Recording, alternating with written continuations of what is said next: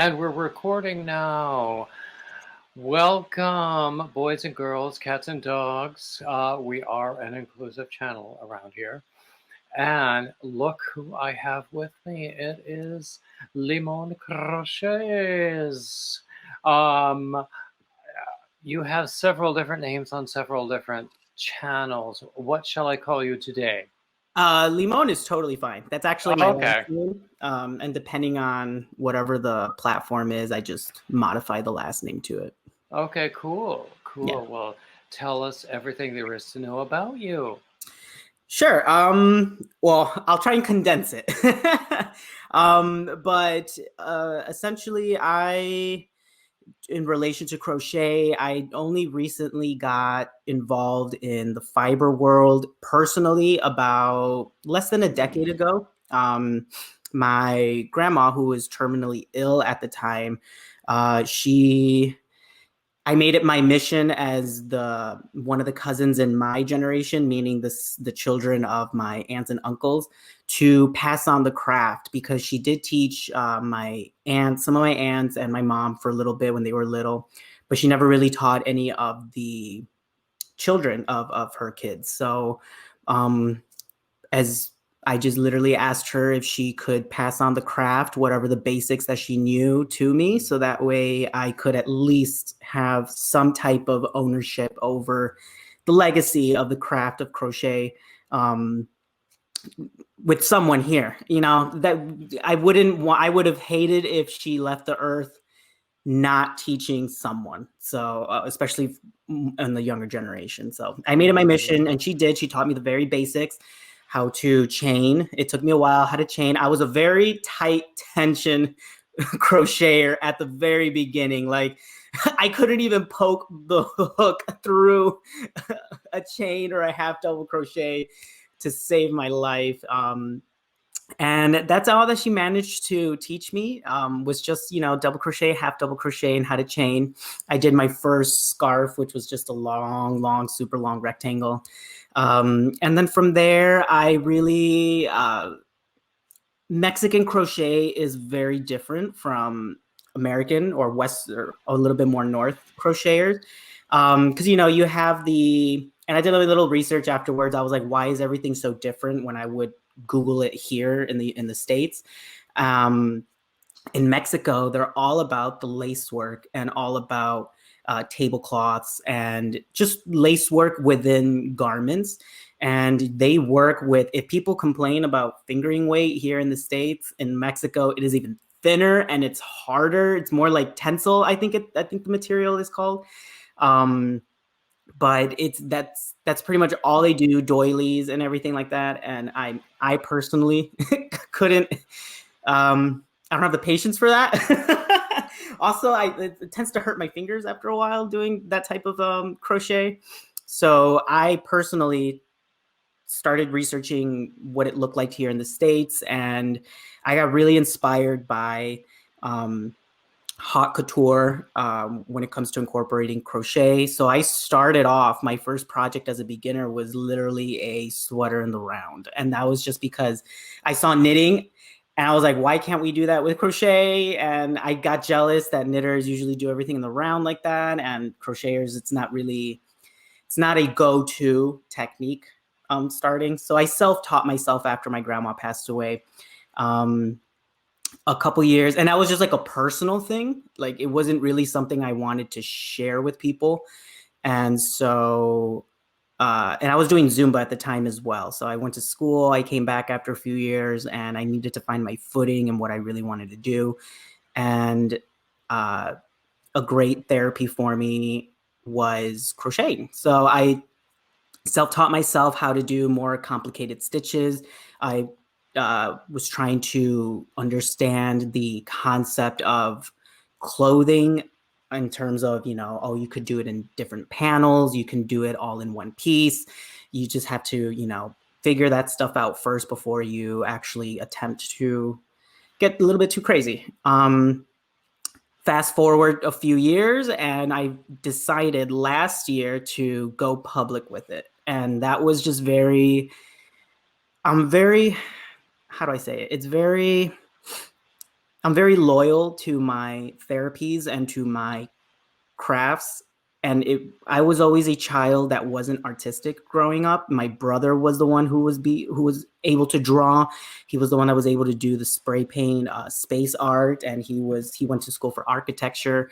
And I was always just the numbers, the nerd, the reader. I was never really someone who could manifest something with my hands, and I was always super jealous of that fact. And so I was very grateful that my grandma taught me this craft, because I discovered that I could create something with my hands. It wasn't all just, I felt that my only purpose in life was just to be a thinker.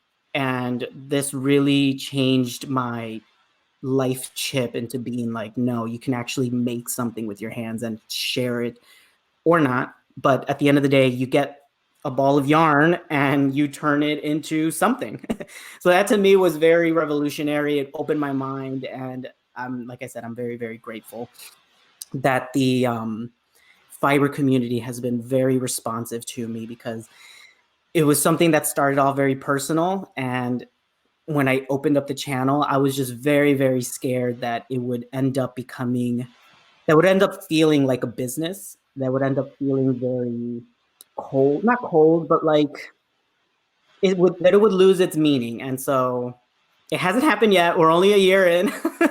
I have fun uploading whenever I can. And because YouTube it has its algorithm. So if you're not uploading quite often, you'll just fall off the radar and stuff. So in a way, I've been able to find a balance internally in terms of how much content I should put out and the actual finished objects that I do, because I actually do finish more objects than what I share on the channel, which is what my Instagram is for. My Instagram is more like my way of not talking and just throwing out my art out there. And YouTube is more about like just taking a moment to just talk to someone, even though it's the camera or it's like, it's just a light and a camera. But sometimes it helps when you have just an idea of who might be listening and whether or not that would be interesting or not. But yeah, that's that now. And then now I'm currently entering paralegal school, so I can go into law school. So I'm balancing crochet and school right now. I should be starting in a couple weeks, my classes. Wow, so many things to talk about there. Oh yeah. So many starting points. Yes. Pick your poison. I don't know. I don't know where to start. Now, you have had humongous growth on YouTube and Instagram and other social media. And I think it's partly because you're very bold with your designs. It's like no fear almost. It's funny. It's funny you say that, because we all like to. I'm a very humble human being. I'm an empath, and I like to help. If I see that someone's hurt, I like to be there, and I literally tell them, throw it on me, because I guess it's a curse and a blessing of having some type of ADD, but you can like refresh yourself a little bit quicker than most other people can.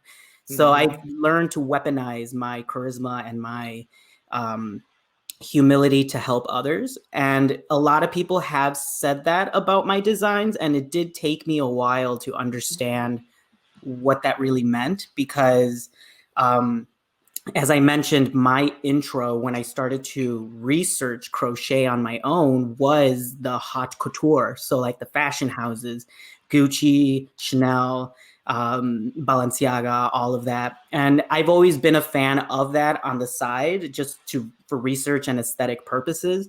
So when I was getting into this, I already had some type of mental code of construction, I would watch documentaries of hours and hours and hours of how these Italian leather craftsmen and artisans are able to just slice individual pieces and then put them together, or even, like I said, take it another level and do everything in one piece. Because I didn't realize doing something in one piece was way, way harder than doing it in panels and in sections. But I guess that's always a good thing, you know. And then when people tell me that they want to begin crocheting, I always tell them shoot for the stars first. You know, like the there's a reason why the fashion houses would use that type of aesthetic and that type of color and that type of clutch my pearls. What is he doing with that fabric or color? Because it really does allow the moment you like constrain yourself to what it, and crochet is so old. It is a very old craft. So I completely understand that that type of history overwhelms the more current modern shock value type of crochet.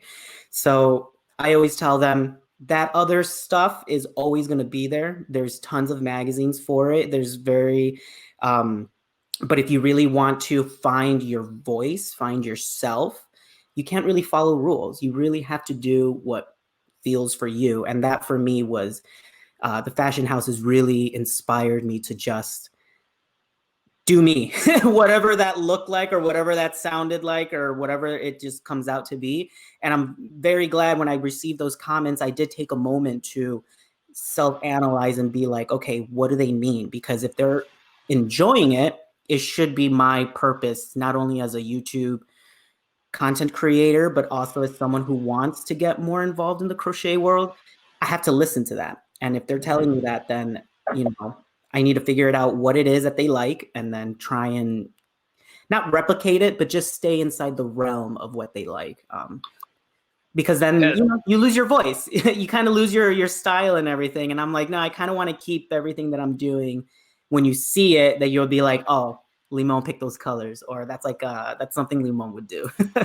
Yeah, exactly. And I love that you talk about finding your voice and using your voice, because that's been a large part of the work that I've been doing in the past few months, and is finding my voice. What can I say? What is my, from the business world, my unique value proposition? What can I say? Who needs to hear what I can say today? And these are really valuable questions that I think everyone should be thinking about.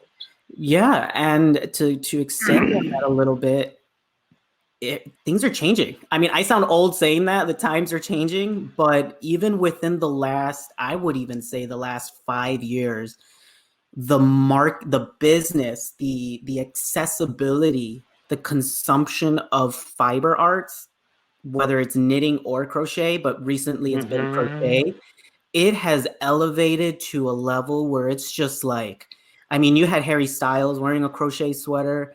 You have Olivia Rodrigo right now on the Vogue cover wearing granny squares. Like, people are I don't know when the wall broke down, but it did, and now everyone is like so interested. Blackpink even had crochet in one of their music videos, and it was just we have to ask these questions because people want it. And I still don't know who Harry Styles is, but I'm so in love with that sweater. You should know, he's a really good artist. You should really listen to his solo stuff. I don't know. Does he sing Una Furtiva Lagrima? He's a great artist. I feel you sometimes, because like it took me a while to get into Olivia Rodrigo, and she just came out in the Vogue thing, and I was like, okay, I'm really glad I heard her album at least once before she got big. Back in the day, many years ago, when I was in New York, I was working as an office temp. For a short time, I was working in the offices of a big name designer, and I was going, I can't go there. I'm sartorially challenged. But and actually at the time I was also a lot heavier than I am now. And so oh, well, congratulations on your yeah, on your weight loss. Hey, a pound is a pound. I was a personal trainer before I did any of this and went into law school, so I understand a pound is a pound, and you got to celebrate that. Because honestly, we should talk offline about fitness stuff, because the last thing I am is fit. But anyway, at that time, I mean, I mean, this designer, I've always, he doesn't have a line anymore, but he does a lot of stuff for other people's lines. Um, uh, and I always admired his stuff. And I remember there was a magazine feature that included like a crochet bikini. It wasn't an offering that he had, Right. but the people who worked around me, they got so many calls about that crochet bikini. So many people wanted it, either to offer it for resale or for themselves. That's so cool. And it wasn't anything that he was offering. It was just, I mean, he was offering all these other things for resort wear, but this crochet Right. bikini Right. showed up in the photo shoot. I'm pretty sure. I mean, if I may ask, how long ago was this? Because crochet bikini could. I I still think it see some was, women clutching their pearls when they see that on Instagram.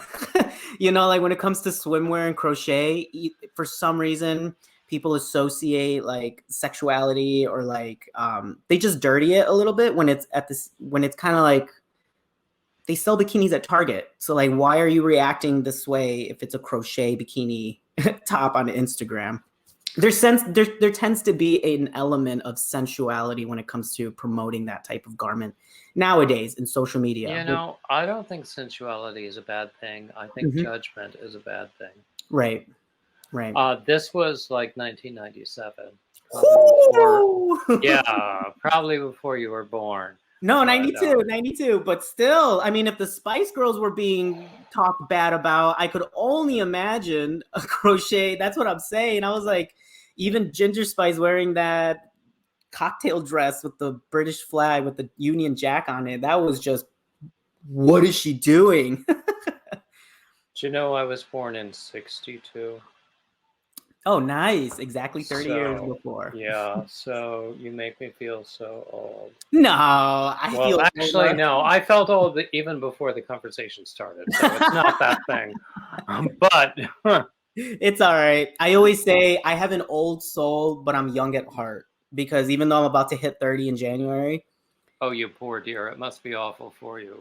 no, I still feel so like I do things sometimes, and like some people around me will be like, well, why are you doing that? And I'm like, grow up. And I'm like, no, like like something like even if I go to like a state fair or something and I see hay bales or even the petting zoo, I'm that weird dude who's like, yeah, I'll pet all the animals. They're so adorable. They're so cute. I'm gonna jump Well, on I the love little animals. yeah. I mean, if I were capable of crouching, I would, crouch down and pet them. But not with my knees. But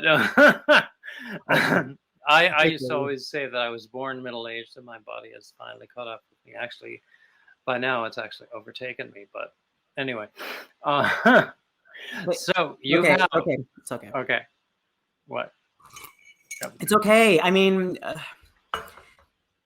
abilities, disabilities, catching up. Don't worry about it. As long as you're happy, as long as you're good, it's all about. And it sounds bad, but I've had a history with my family in terms of terminal illnesses. So I've seen the progression or degression. And when you're young and you're taking care of your grandma or your sick aunt, during those final times, it's an unfortunate, like, think about your mortality type of moment and stuff. And being a personal trainer and doing the fitness classes that I did, I understand that, all of that has consequences later on in life, but it's easier said than done. It's all about, how you view things and everything like that. Exactly. Yeah, maybe I cannot jump 20 feet high as I did before, but you know what? I'm doing what I'm doing right now. I'm happy, I'm content, and I'm not making life a little bit more miserable for myself. It's very cynical. It's very like I said, it's easier said than done, but like when you take care of so many family members, it's just things that you're forced to talk about and you just have to accept it. And I see. And you know what? Physical ailments are far from my biggest worry. So Right. I'm doing okay for now. There you go. There you go. And yeah, I might achieve a better level of fitness before I leave this planet, Mm-hmm. and I might not. But you know what? It's it's not going to make a big impact on my happiness because that depends on a lot of different things. Yeah, as long as your yarn room is stocked, right? You're happy. Honestly, I have far too much yarn right now, and I'm trying to work through my No stash. such thing. No, Uh, no such thing. well, if I had the kind of you know spontaneous yarn boxes from yarn vendors that you get, then I would be pretty happy too. But I buy all of my yarn. Well, actually, a lot of it gets gifted to me, so that's pretty nice too. Right. But you know, it's a blessing and a curse. I will tell you that, because at first when I started, I had the fear that I would not have enough yarn to make enough videos. And now I can tell you, I have way too much yarn that I can ever use within at least the next couple years. I would say a couple years, because I'm a pretty fast crocheter. But yeah. I mean, it sounds great and everything, but because it's a business. When someone sends you something, you kind of want to reciprocate and give them the maximum of what you do. So it's very pressuring sometimes when it's just like you get something and then it's like, okay, let me get the pictures for them. Let me do the video for them. Let me show the garment for them. Exactly. And I've tried to do tutorials. For the most part, the limitations are really technical, not really anything else. But for now, I've put tutorials on hold. I love doing these interviews. I love doing live streams. This is like we were talking about voice, where this is, I think, where my voice is. At the same time, if Lion Brand is listening, I'm not going to turn you down if you want to send me stuff. There you go. Snaps. Lion Brand. I mean, they are my favorite brand, the national brand of yarn. They really are. I hate to say this, but yes, I converted from. I initially started with Yarn Inspiration and the Karen Cakes. Lion Brand has won me over for sure. When it comes to like a big box stores, I will say Big Twist is coming up a close second. Their products have improved so much within the last year.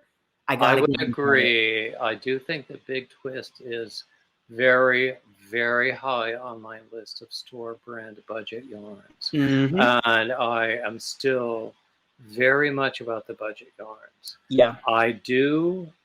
I try to avoid the budget yarns that are not fun. Yeah. There are some yarns I don't want to use anymore. There are some yarns that give acrylic a bad name.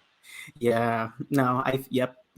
And I think they're noticing, because even up until I think even Craft Smart has changed their acrylic fiber construction content or whatnot. So they're listening. They're listening, and they realize Red Heart's slowly doing it. I mean, they kind of gave up on the Super Saver a bit, but like the other stuff that they're putting out, Red Heart's listening in terms of. I'm a little suspicious about some of those brands, some of those budget brands. I mean, I have my favorites, and I've gotten to the point where I won't order anything online if I haven't touched it myself. Right. Because I've had bad experience with things that I order because it seems like a bargain. It's not a bargain if it's not fun to use. Yeah. I will say I'm trying to take a break from hand-dyed yarns because I get caught up. The problem with me is I like to find out more about who I'm supporting and where the things that I'm using is coming from. And when you discover, most of them are women, which I have no problem with, but being raised by a single mom, when I get told the stories of some of these dyers and what they're doing, or like how they're balancing a family with their dye company, it changes from me just buying yarn, and you can actually see and feel that you're supporting a family, you're supporting a mother, you're supporting someone who, like you said, I have dyers who, because of their physical debilitations, they turned to yarn dyeing because it's something that they can actually, it's the only thing left that they can do without hurting themselves in their other forms of jobs that they had before. So it unfortunately shifted my consumer mindset of, oh, that's pretty, let me get it, to let me throw in my, like let me support her. Like, hopefully she'll get a nice little meal today, or hopefully they'll be able to spend some time with their family here. Do you have do you have the same feeling that I have, where if I know a dyer, and I only have a little bit from independent dyers, but I know them, and so if I create something with a skein from this independent dyer, because I know him, and I'm like doing my stuff with his yarn, it feels like a child that we had together. Yeah. Do you have that feeling? Not specifically like that. Maybe not a child. That might be an no, overstatement. but I understand what you're saying. I see it more like,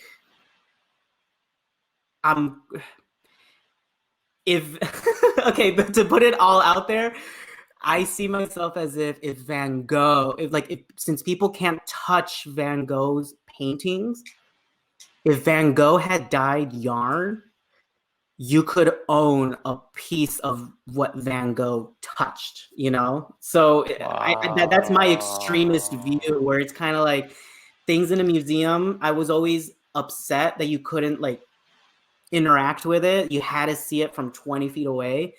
And with this, I see it more like, she dyed this, like she made this, like this person put blood, sweat, and tears into it.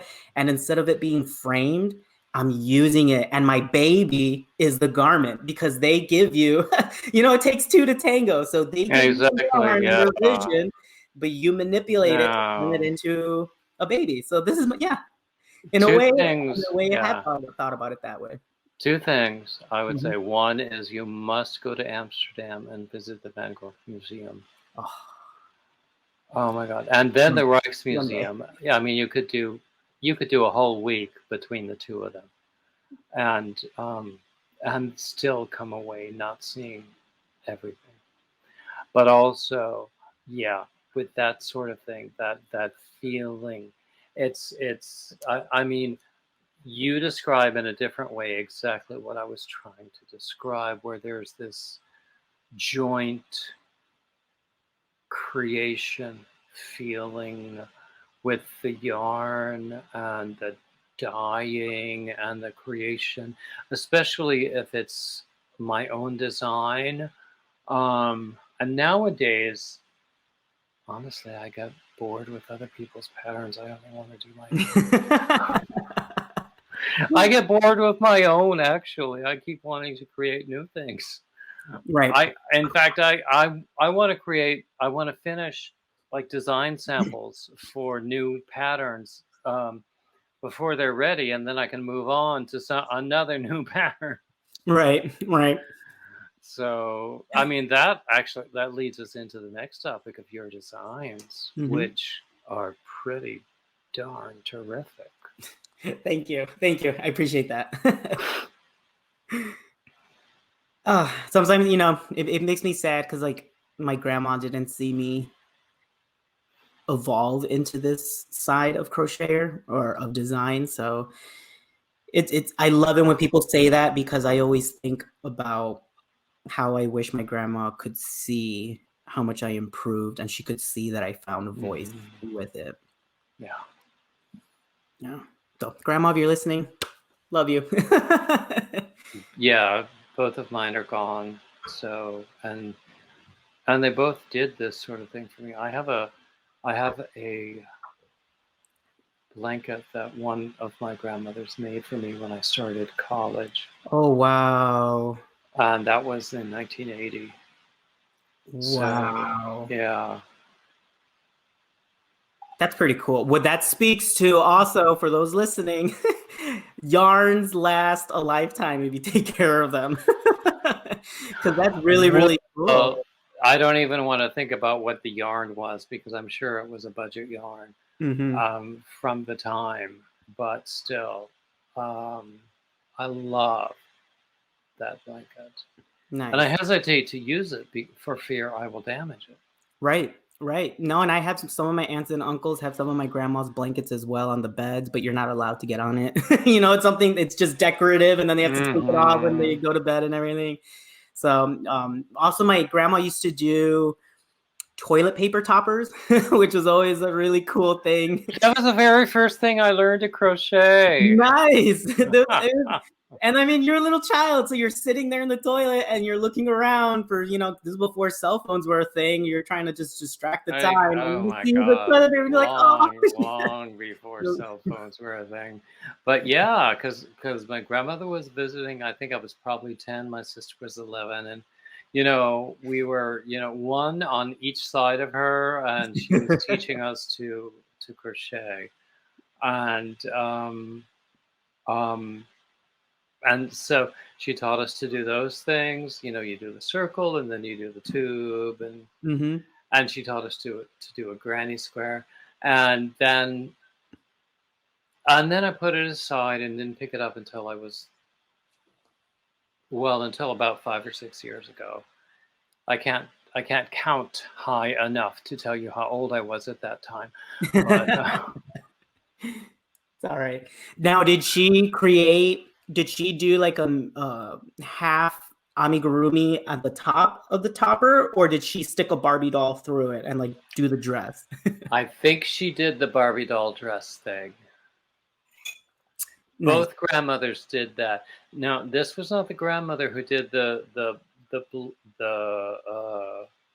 the blanket that I went to college with, Okay. because both of them, both they knitted and crocheted, because my parents came up in the 30s and 40s in North Carolina, so of course their mothers would have been crocheters and knitters and stitchers and done everything. In fact, my mother, she worked in a clothing clothing outlet before she went off to college. She had a few years between high school and college. That's cool. So, and I think that, yeah, on both sides, that was the first generation to have a college education. Wow. Wow. Uh, That's commendable. Really, really nice. Really yeah. nice.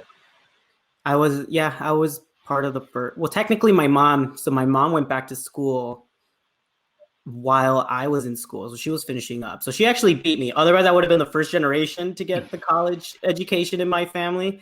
But Mm-hmm. since she got her associates and her bachelor's before me, which she technically won, so I guess I have to say I'm second generation. But otherwise, I mean, it's a lot of stress. It is a lot of stress. It's scary, and yeah, I did struggle. I struggled a lot when I went because, like I said, finding my voice was a little bit more important than what a piece of paper said. And I know that sounds very Mm-hmm. cynical. That sounds very cold-hearted. Not at all. But I would I think say, I think mhm, that people in generations before ours would not have recognized the value of what we're talking about. So they might have discounted it. But for us, I think it is incredibly valuable, because if we don't find our own voice, if we don't know what we're doing in life, then all of that professional accreditation, all of the accomplishment you can do in the outside world means nothing. right. I agree. I agree. And yeah, you don't want to. I've seen, I within my fitness job before when I would train multiple women and people. Unfortunately, I lost some during, sorry, there's like a little fly here. I lost a few clients to COVID, and I lost a few friends. And even before then, before COVID was even like a termination fear of life, I was training people with terminal illnesses, people with not even terminal, like to the point where something as small as diabetes can like really just 360 your life if you're not careful about it. So I've seen, I guess what I'm trying to say is I've seen regret in the final stages of someone's life because of that, because they didn't know who he or she was. They didn't know, they felt unfulfilled. And that to me is like, I'm glad I went through that, because it's a tough choice when you, so I was, like I said, I was a very big nerd. So I got a really great scholarship to go to school. And I was also on the swim team. So I got a really good sports scholarship with that as well. So I was privileged enough to not have a financial burden upon myself to go to one of the top 3 colleges in the country. And I took it as more of like, if I'm going to be here, it's because I'm going to, yeah, education is good and I'm really, really good at the books and everything, but you can't teach charisma. You can't teach humility. You can't teach pain. You can't teach optimism. That's just something where you have to experience it, see it in other people. And if you're not aware of it, that opportunity will pass by you. But if you are somewhat hyper aware of it, you can get so much more value from that. And I'm a big believer I'm a half believer of you have to try it to find out if you like it. Because at the same time, a smart person would look at the experiences from others and take that as a way to, live vicariously through them. Because I mean, you shouldn't be able to, it's impossible to try everything. And also not everything is good for everyone. So, pick your poisons, choose your battles. But I was very privileged in the sense that I guess you could say I could sacrifice being at that school to find things that really motivated me. And I'm very careful with my words, because there's nothing wrong with a 9-to-5 job. There's nothing completely wrong with that. But if it's not for you, it's not for you. And if you don't have the right mindset and the foundation of how to tackle not even entrepreneurship, but just like other forms of jobs, then you get burned out very, very quickly.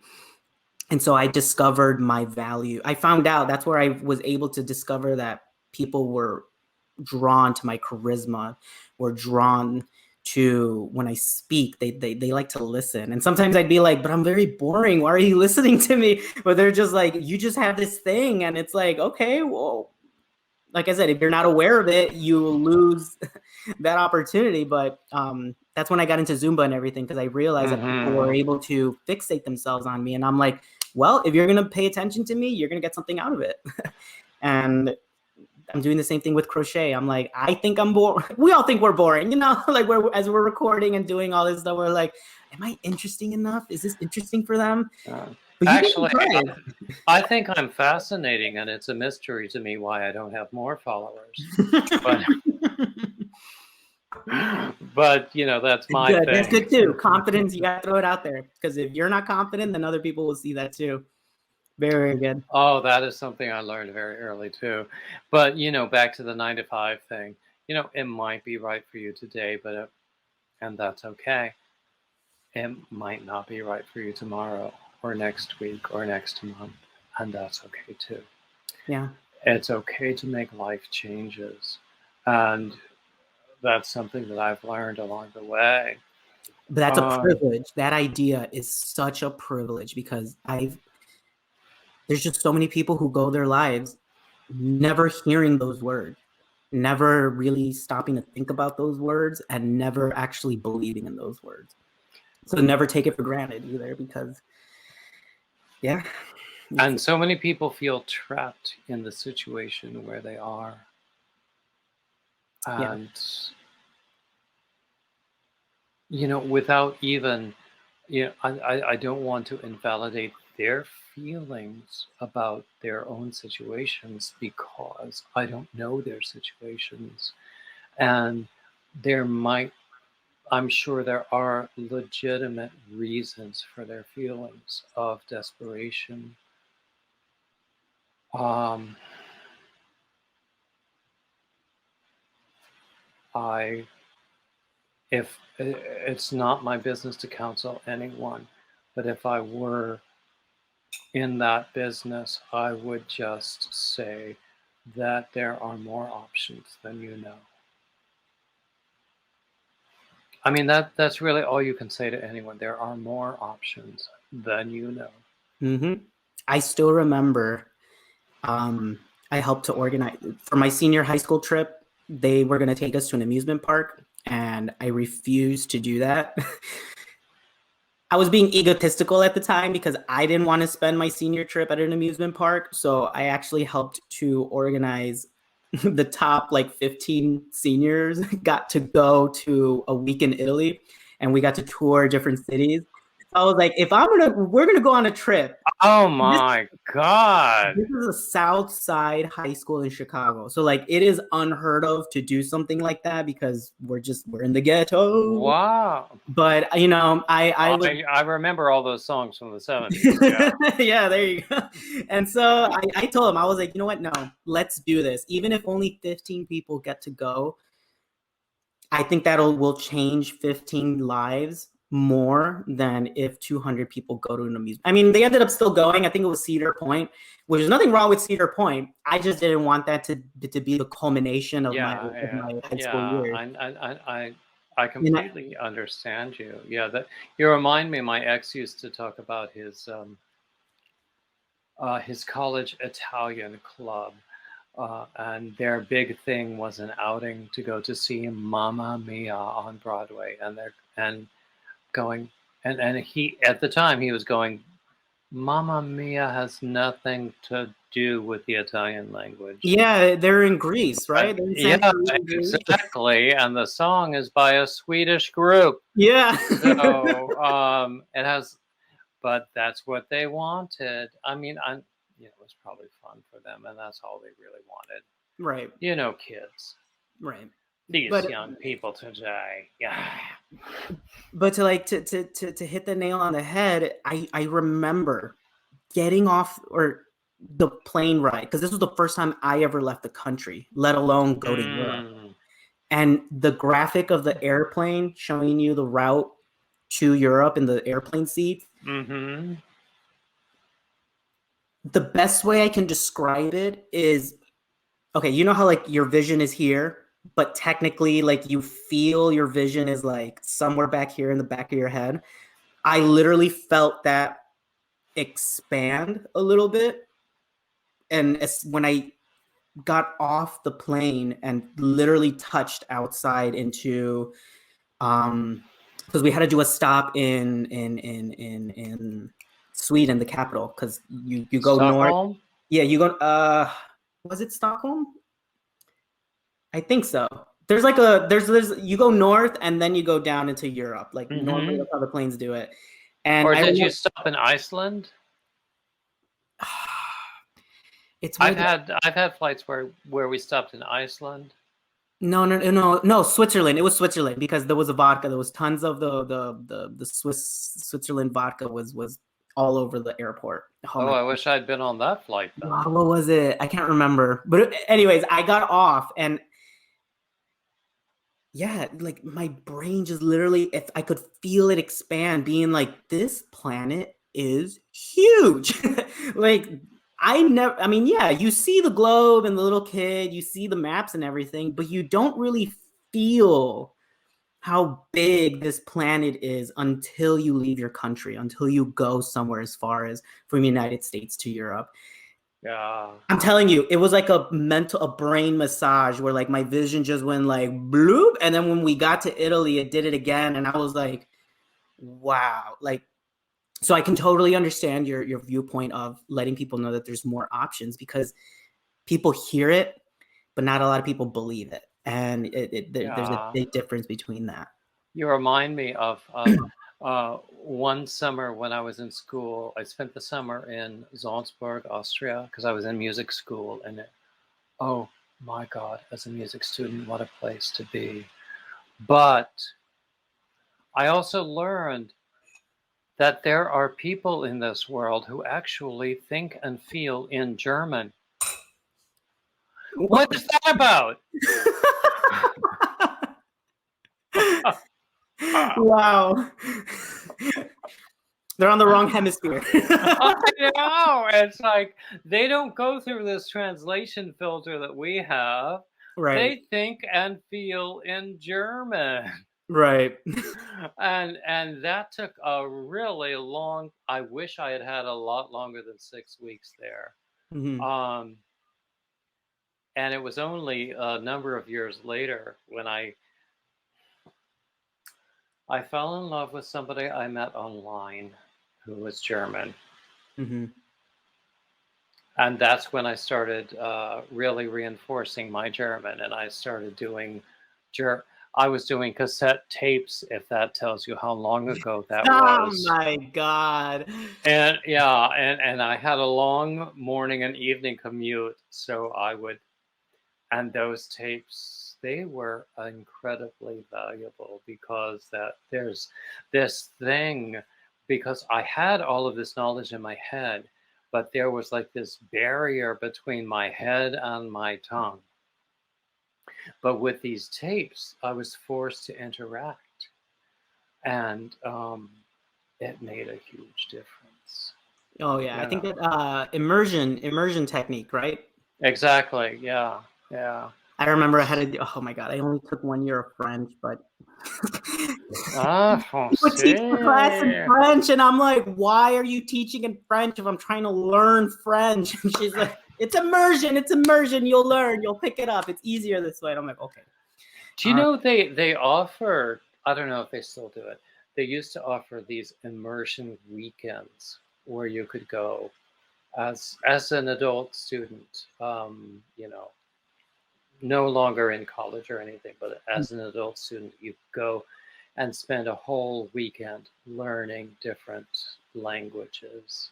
Nice. And I was really fascinated by that, but I never got to do one. I don't even know if they offer them now. And now, you know, I used Well, technically, isn't that study abroad now? You just spend a whole semester in another country. well, no, I think that's what it's grown into at this point, where like well, yeah, of course, but this was in on college campuses in the U.S. Mm-hmm.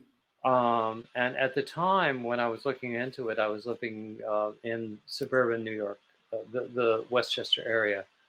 But now I'm in North Carolina. God only knows what's available here for any kind of education. But it's a lot more open. My sister's she's living in Paris right now. She's actually here visiting us for a month, but she went to school in Paris, and they have an American school in Paris. So things are a little bit more accessible now, where American schools are actually branching out and having international institutions directly. That's like from us over there, as opposed to others hosting the American curriculum as well. yeah, well, even back in the day, there were international schools there. Maybe not so much here, unless you were in a big city. New York always had the, you know, the Alliance Française or the Goethe Institute for German. But and do you know, I lived 27 years in the New York City tri-state areas, and before that 5 years in South Florida. You would think I would have picked up a little more Spanish than I did. Not so much. It's okay. I mean, well, I'm trying to think. Well, there's more Italian in New York, correct? Because that's where the immigrants from Europe would port at. So you would have Well, Italian, yeah, but Irish, and I Polish. would always get mocked for my Italian 101 Oh, pronunciation from these Brooklyn second and third generation Italian Americans, because by that time I would have morphed into something else. They would be saying manigot, and I would say manicotti. it's like just pull out the Godfather. You guys just start talking like this, but then they'll pick it up. Yeah. Well, you know the old joke. How do you silence in Italian? Tie his hands together. Oh wow! And I was just doing all of this too. Anyway, we shouldn't tell jokes like that on YouTube. Oh no. We're inclusive. We're inclusive. We're a very inclusive channel. We love everybody, cats and dogs. Yeah. Yeah. That's So- oh my god, that's funny though. It's true. I mean, yeah, well, I don't know where I picked mine up, but I do this all the time with my hands. I think it's maybe my crochet. My girlfriend tells me it's my crochet hands. When like I'm talking Is it? and I use my hands and everything, I tend to have it in like a hook position, and I'm like talking to people like this. I'm like, sorry. Are you a pencil hook or a knife hook? Pencil. Oh, Pencil. really? Pencil, but when I use thick yarns, I switch to It's a knife. Yeah, Oh, because it's God. just I don't know, maybe because the yarn is heavier or whatnot, but it tends to tire out my wrist a lot when I use thicker yarn. Whatever works for you. Yeah. Yeah, Are you yarn first or pattern first? yarn first. Yarn first. I like to see what they would like to become. I'm pretty sure I'm not the only one that does it, but I talk to my yarn sometimes, or I'll be me like, too. what do you want to become? What do you want to Me be? too. I have some yarn that I bought from a. If you watch this series of interviews, the very first one I did was Daniel from Pawply Yarns, Mhm. who is a hand dyer, and I got some that actually he and I designed together, and it's called Ginger Bear. Nice. So I have 2 hanks of that. I wish I could have afforded to buy more, but Right. you know, the shipping and everything. Right. You know, it's reasonable prices for hand-dyed yarn. I cannot fault him for that. But the shipping is not cheap. But anyway, so I've been asking this yarn what it wants to be. It hasn't told me yet. Oh, not yet. It's still in will. crystal, its phase. Yeah. It's thinking about it. It's waiting for the right moment because It will, yeah. yarn is in tune with the universe. Sometimes you gotta wait. It's waiting. It's waiting because it Indeed. knows you're gonna be inspired eventually one day. Indeed. Do you know, I have some other yarn that I got like on sale that I thought, oh, I can use that. And a friend of mine gave me this. Basically, it's like a stitch dictionary. So that's where I get a lot of inspiration. Nice. I'll find a stitch and I'll think, oh, what can I do with that? Right. So I was looking through this stitch book that she gave me, and then I thought, ooh, wouldn't that be nice? You're gonna have to send me the title of that book because I'm currently in the art. That's where my artistic mind is at right now. Oh, okay. Hold on, wait. Indispensable stitch collection for crocheters. Got it. Okay. Cool. Dude, you're gonna have the video. Oh, right. I just took a picture of it. Right. But yeah, so I had this That's yarn. my old brain moment right there. There you go. Yeah, I had this nice yarn that I had gotten from Dollar Tree, where it was like 2 skeins of like 875 yards each.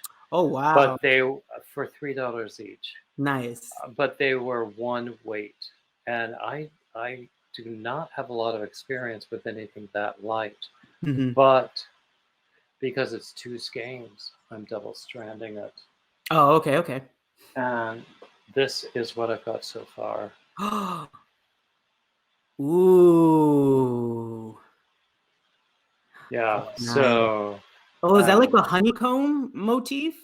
it's called a sieve stitch in the book anyway, Oh, okay. and it's really very easy. And That looked like a so, Westnitz. Sorry to interrupt, but that looked like a Westnitz honeycomb. You know how he kind of like claimed the honeycomb look for knitting? That looked hmm really, really good.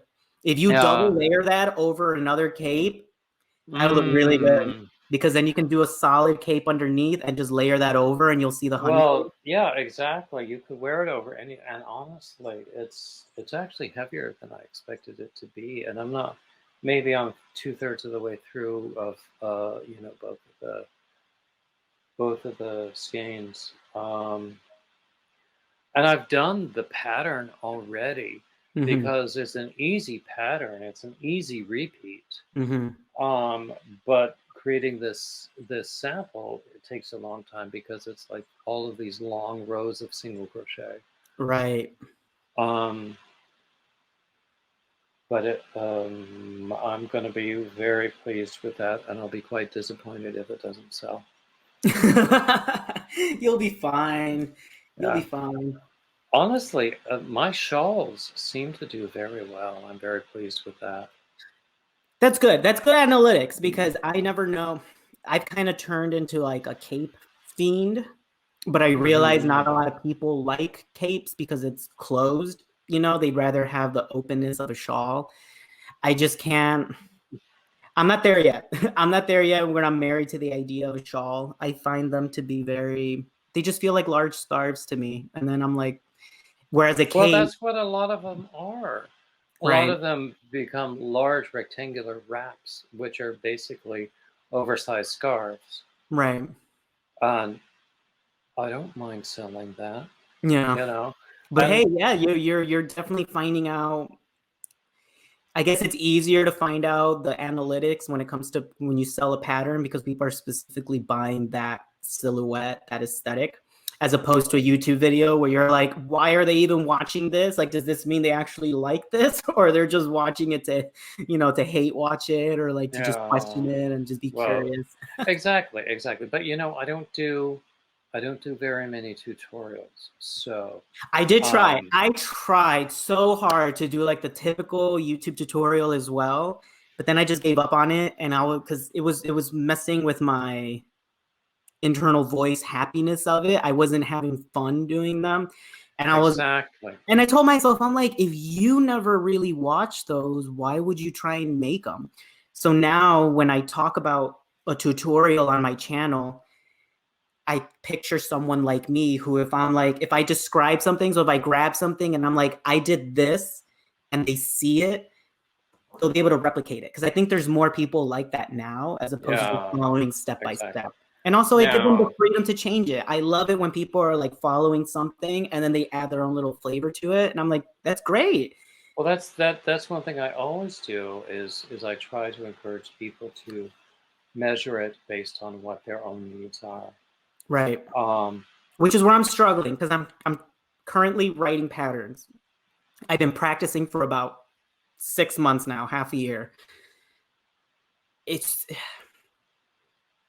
I want to have because I see pattern writing as kind of like writing a book where a part of you where people are purchasing your pattern because of your voice, because of how you're presenting the information.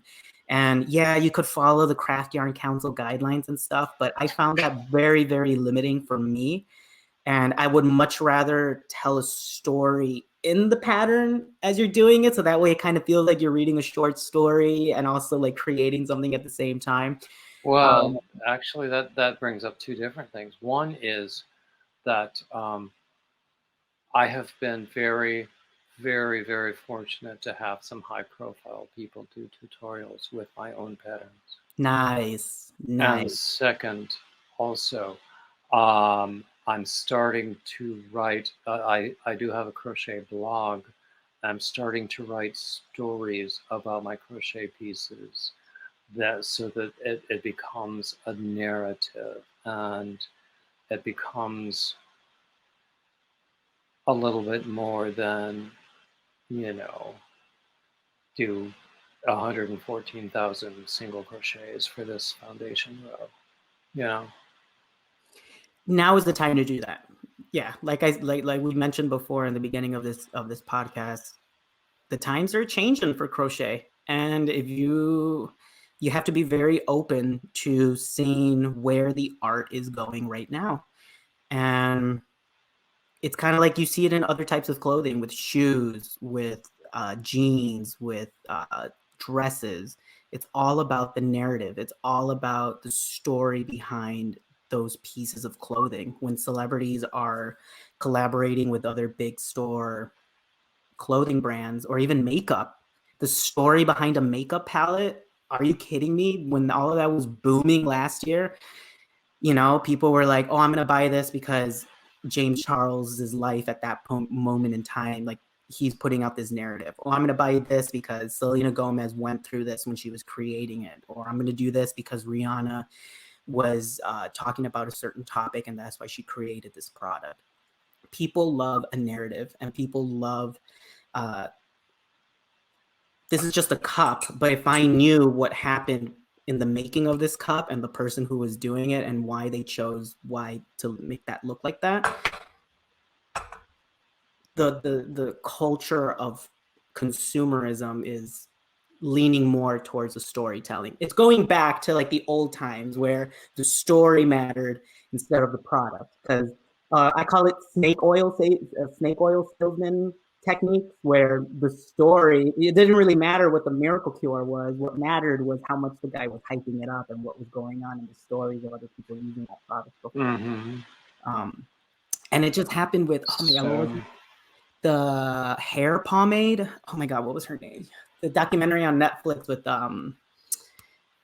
Viola Davis. I think it was Viola Davis, where she, Madam C.J. Walker, how she had to like sell her hair products to the African American community through story, because none of them really trusted, at that time, the white capitalistic messaging of it. Actually, I saw a fantastic video that totally removed from fashion, craft, or anything, but I'm sure you're familiar with Tom Daley, the British diver, who is also a knitter and crocheter. His husband is an Oscar-winning screenwriter and producer. He gave a talk, I believe it was at Oxford, about the power of story.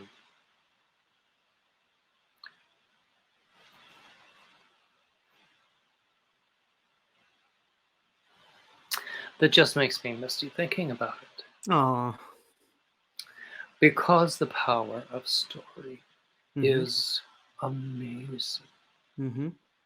And that's, if you think about it, that's where the best advertising is. I mean, go back to the days of plop plop fizz fizz, oh what a relief it is. There was a story there. That's where the power is, and that's where the influence is, in story, and that's where the understanding is, and the relationship, and that is where we gain more allies than we lose, whatever it is we're talking about. Right. So, anyway, I mean, we've gotten way more serious than I really intended to do. But again, these things go wherever the spirit leads us. And clearly, we like to talk about these deep things.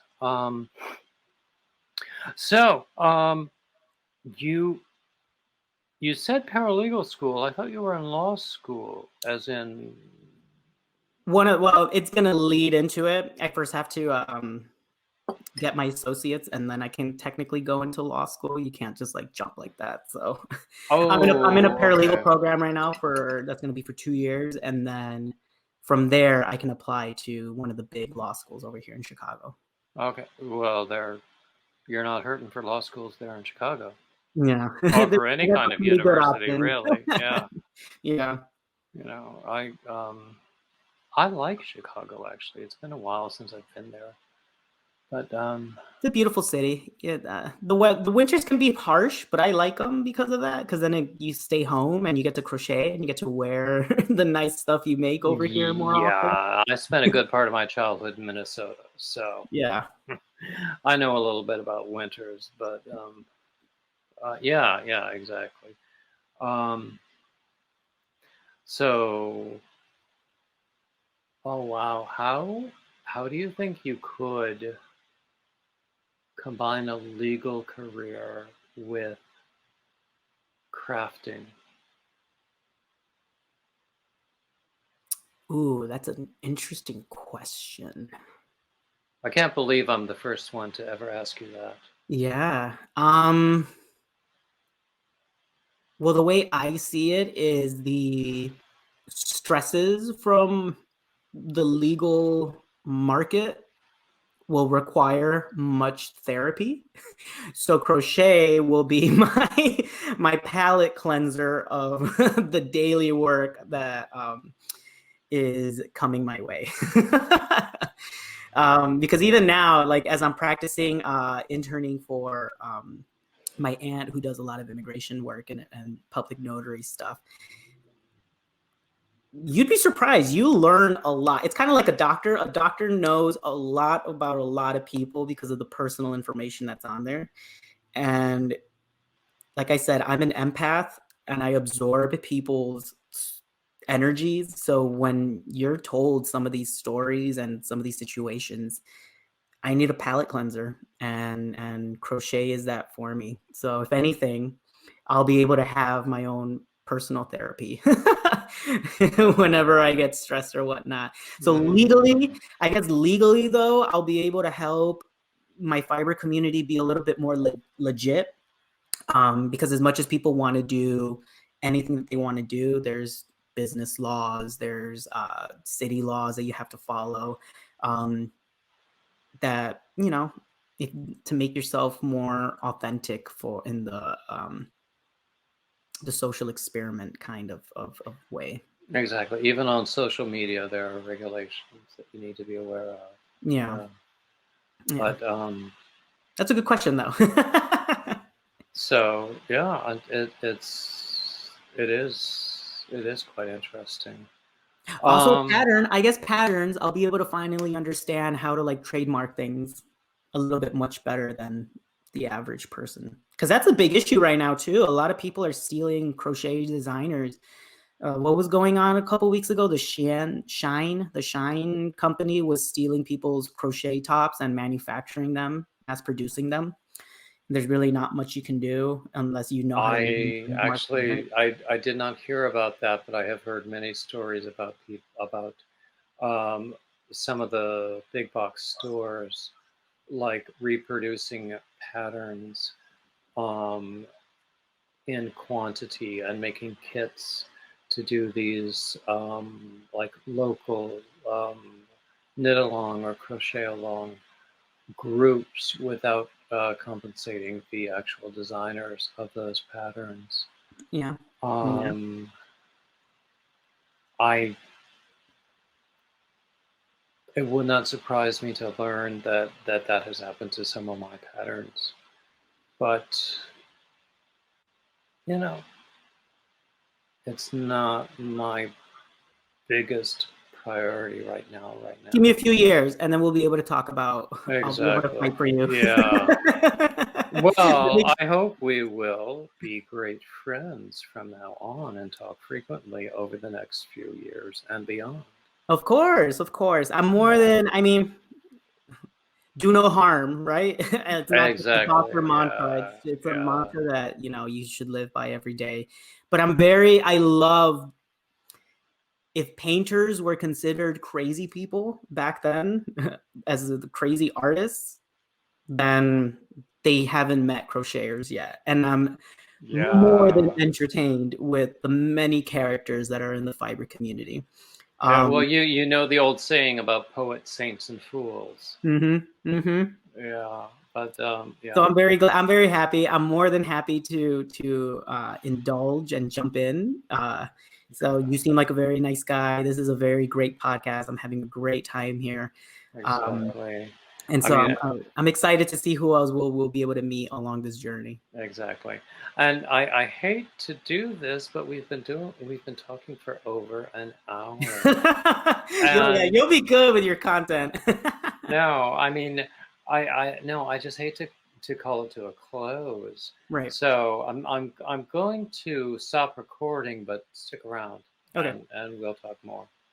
So I want to thank everybody who has been watching this whole time, and the whole thing. Like, subscribe, comment, share the standard YouTube crap, and keep coming back. Bye bye now, and thank you so much.